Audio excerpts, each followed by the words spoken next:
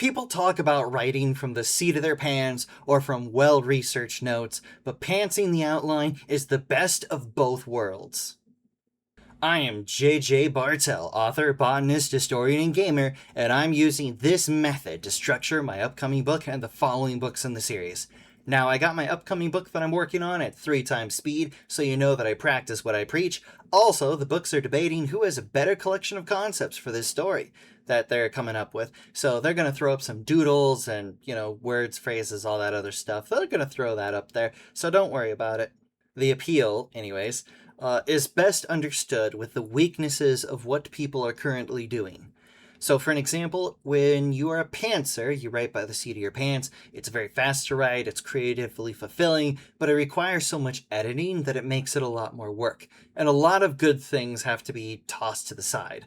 And so a lot of new writers never finish their books because this method sets the editing to impossible boss mode. Then you have planning, which is slower to write, often lacks flexibility, it's harder and less fun for many to write, and it can also read very dry. Also, bad outlines can take just as long to edit as pantsing. So it's a learned skill, and it's difficult to, feel that creative satisfaction with. Now, whatever method helps you finish the early drafting phase by utilizing your strengths, that's good. It does help you create something that'll be finished and done.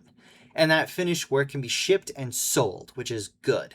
The issue is that a pure pantser or an outliner or some combo king are often going to create rough drafts with our writing weaknesses baked in, creating fundamental flaws in our fiction and nonfiction works. What I am proposing is a relatively specific kind of outlining that can be done, which allows people to have their creative thrills while staying organized and timely with writing. Of course, hobbyists take all the time you want. If you're trying to make a living off of your writing, then it's best to keep something like this in mind. It is a learned skill, but after doing it 2 or 3 times and getting a knack for it, I really think that it's a superior way of doing the whole outlining and pantsing thing. It works very well for me. This is what I've helped others with. This is what I've taught others how to do. So I just really want to share it on a public space like this. And it weirdly applies to your real life too. Your ability to have a plan but also change the plan is a key factor in winning at life, especially when it likes to throw curveballs your way aimed right for your noggin. So let's really get into it. If I had to structurally describe in a 1, 2, 3 format, I would say 1, write up the cool stuff that you can think of on separate things. 2, see if there are any related things and group them together. And then 3, from that stuff, write a rough outline based only on what you really got, and then fill in the gaps and go from there. At this point, you have a complete outline, so you can start researching, filling in extra gaps, and this works for nonfiction and fiction after all. If I had to elaborate, I would say the following. First of all, I would write all the cool stuff on separate note cards or post-it notes, corkboard, a corkboard, different cells in a spreadsheet.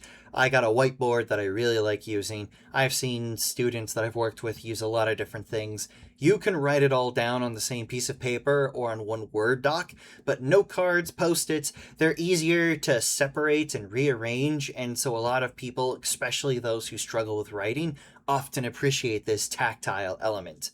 Now, when writing details, only write the details that chiefly define the concept. For example, if one of your ideas is like a lizard attack, you only write orange lizard attack if a green lizard or an orange bird would ruin the core idea. If you don't care where it happens, if you don't care if it's in a spiritual desert, a forbidden jungle, or in a cotton candy nebula, then don't write it down. Only write the details that make or break this concept for you. Try to keep it shorter than longer. Also, if the ideas are not bubbling to the surface, if they are not right there, don't force it. Just keep writing all the ideas until your hand starts to hurt, or you start repeating your ideas, and that kind of thing. If you're someone who generally has a few ideas, try for at least 7 to 9.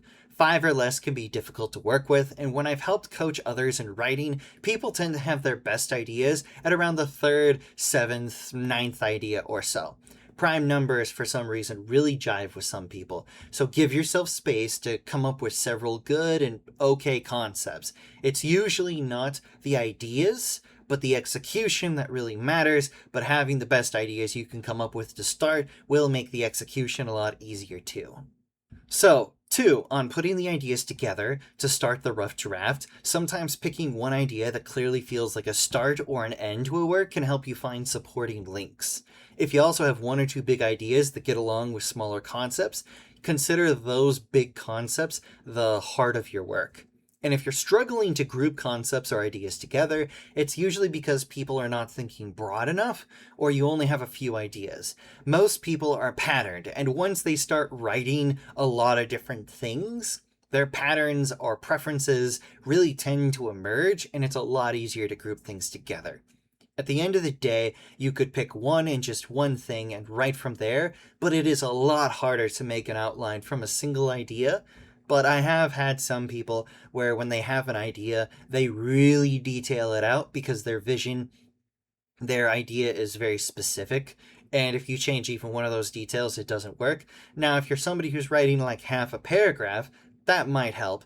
But as a general rule, you want to write like a sentence, like a small phrase, and just really pound it out and just go for it. And boom, hit her out of the ballpark. From there, try to write a rough, completed outline using the parts and pieces that you have. If you need to fill in the gaps, go ahead. But, at this point, don't try to do any research or dive down any deep rabbit holes. We're going for a rough outline. We're not getting emotionally attached to this outline once it's complete. The idea is that this thing is a rough, estimated guide. We're going to butcher this thing as we make it better and better, but we want a spirit, a heart of what we're writing, and that way we don't have to find the spirit or the heart of what we're writing, halfway through the editing process where it's going to take us tens of hours to really flesh that out. The benefit is that all the free creativity actually gets used, and you get to see all the ideas out in the open, allowing you to make new connections. This, in turn, makes it easier to outline the most important bits of your work. Filling in these gaps becomes a fun exercise, and it doesn't feel like homework torture, and this is really, really beneficial for you to do. This is what I like doing, so that's why I'm sharing it with you.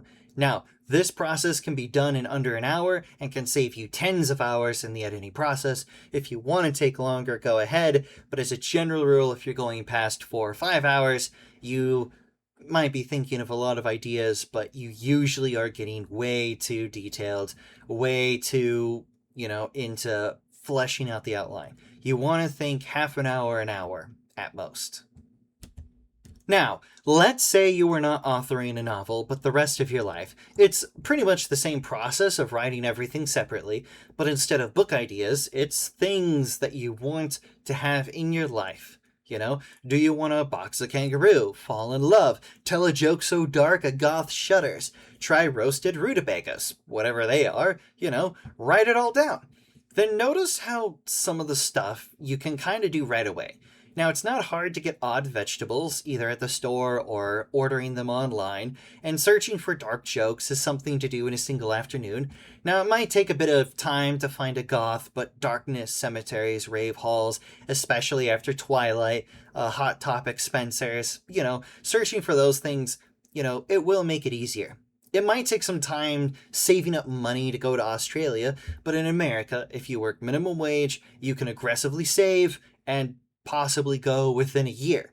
Now, if you're figuring this stuff out, falling in love will sort itself out.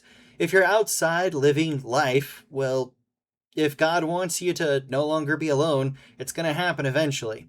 But it's not going to happen if you stay indoors, and you don't go outside, you don't meet people, you don't say hi to anyone.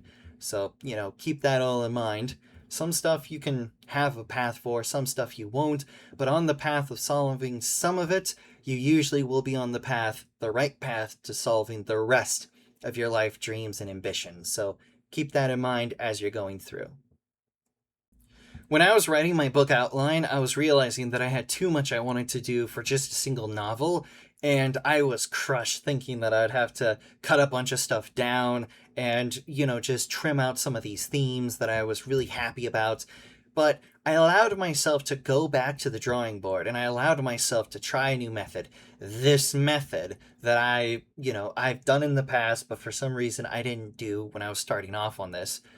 And I just really worked with this outline methodology that I was talking about. And I found myself not necessarily making one book, but I found myself making a main book with several good sequels and throwing out all these wild ideas about how the character could change and grow throughout these books really helped me just make the character arc better. And I didn't want to like make a second or a third book if it was just going to be a waste of time, if it was just not going to be as good as the first one, if it wasn't going to add anything to the character arcs and the story and the world and all that. So when I really took the time to outline and think it through, and I put down all the creative ideas, and I really like looked back through and really polished the outline as I got that rough draft going, I found myself making a really good, not just first book, but just the general idea of a complete series. And now when I'm writing, it doesn't feel like I have to like search for it. I don't feel like I'm being punished for taking a creative liberty. It just feels awesome. It feels like meaningful progress and a lot of really good success in the writing process. Very happy with it. Just loving it immensely. Now, it also allows me to have fights with multiple layers. It also allows me to cut out 2 draft edits. It sets reasonable expectations, and so it makes the process just so much more enjoyable for me, and that's a big reason why I wanted to share it with all of you. Sources include writing for over a decade and several years of actually helping others as a student and a teacher, writing essays, papers, and novels. Feel free to check out my books in the description below with links to actually support me and my work. Feel free to keep writing the magic in your books, one idea, one cool moment, one scary thought, one hilarious punchline at a time. Sweet. I am getting better at this end card stuff. Well, bye for now.